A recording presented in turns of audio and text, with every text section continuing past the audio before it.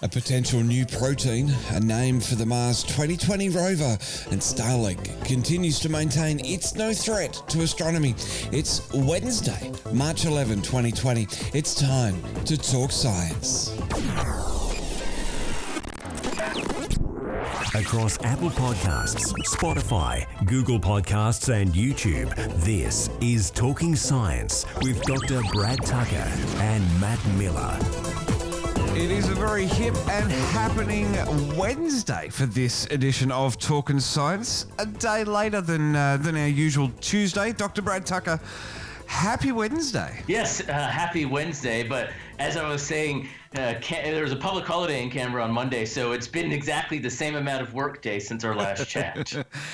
And how was the long weekend for you? We got more rain, which is nice. It's actually green here in Canberra, and it was just not only before the fires and before the smoke and before the hail, it was just like dirt because the grass wasn't even dead. It just disappeared. So now it's just fresh things everywhere. So it's like living in, the rolling hills of the UK or something like that. It's kind of creepy almost, but in a good way. Well, we spent some time in Perth and it's pretty dry and desolate over there at the moment. I've come back. It's been raining up here in Brizzy, so the garden's extra long and extra healthy. So it's a little different than the summer that we had. Yes, it's nice that the tide has turned for us. We're surviving. And of course, you can find Brad on Twitter at btucker22 and Dr. Brad Tucker on Facebook. And you can find me on Twitter at Miramat86. You can find Trekzone on all the socials as well. Just search for Trekzone. But Brad, let's dive into the headlines. Talking Science Headlines.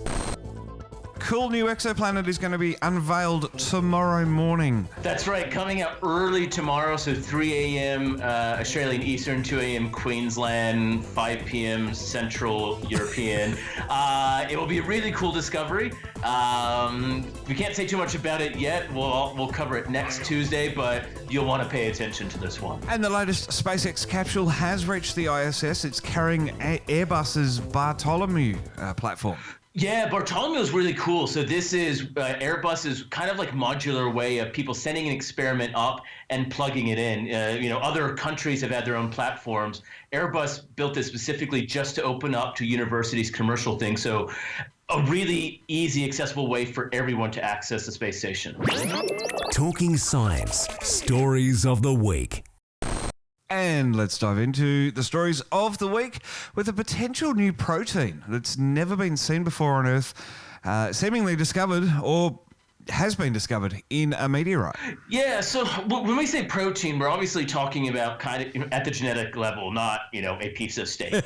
we're talking about things that go into the formation of cellular structures and the things we're made up of. And there's classes of protein, and they're made different ways, and they have different structures. And a meteorite that was found in 1990, they've been studying it, and a new technique that's been studied on this meteorite hinted at one of the proteins in this meteorite was very different from the rest, and in fact, the composition was one that is not found here on Earth, which obviously got people's interest. NASA's Mars 2020 rover, I got sick of calling it that. Thankfully, they did too. And with the naming competition, it's now Perseverance. Yeah, we talked about when, as a highlight a few weeks ago, when they down-selected, I think, the hundreds of thousands of entries they had to 250, and then they went to 5, and they just announced the winner. And as you said, it's called Perseverance, and it's in that spirit of other Mars rovers. We had Curiosity, then we had Opportunity, and Spirit, and we had Sojourner, we had Pathfinder. So less of people and more of the spirit. And I think it's fitting Perseverance. So we've persevered a lot in our quest of Mars, and maybe and hopefully this is the rover that answers some really big questions we've been building up to over the past 2 to 3 decades. Yeah, and it'll be persevering on the Martian surface for quite a few years, trying to drill in and find out some more about the dusty red. Alrighty, our last story of the week, and it is everybody's favourite billionaire, Elon Musk. He's claiming that his mega constellation of 6 gazillion satellites isn't going to disrupt astronomy. You're an astronomer, Brad. What do you think? Look, I think it's a... Hate to put you on the spot. Bold? No. Bold is not the correct word. It's a misleading statement. I genuinely think he doesn't want to disrupt astronomy. I don't think he's trying to do wrong. I think he is trying to fix it, and it's not working. You know, we talked about the calculations of their new coding the other week, and it didn't really do much, but they tried. Well, what we're talking about here, though, is their view of impact and the astronomy's view of impact is not the same thing. And making sure that we compromise, I think, is essential. But to say there is zero impact, it is false. There already is an impact. Impact doesn't necessarily always mean bad, right? You know, that's the other thing. People are seeing the trails of satellites, and I get calls and emails all the time saying, "Hey, what is this?" And no, it's not an alien invasion, or in this morning, North Korean invasion, as the person thought.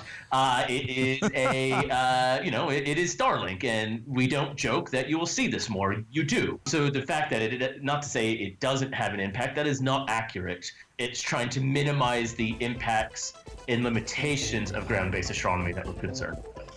Fantastic, Brad. Well, it is fun to talk science with you every week, and we'll be back to the usual day and time next week, talking science on Tuesdays. But for this week, talking science on a Wednesday, thanks very much for doing it, and we'll catch you next week.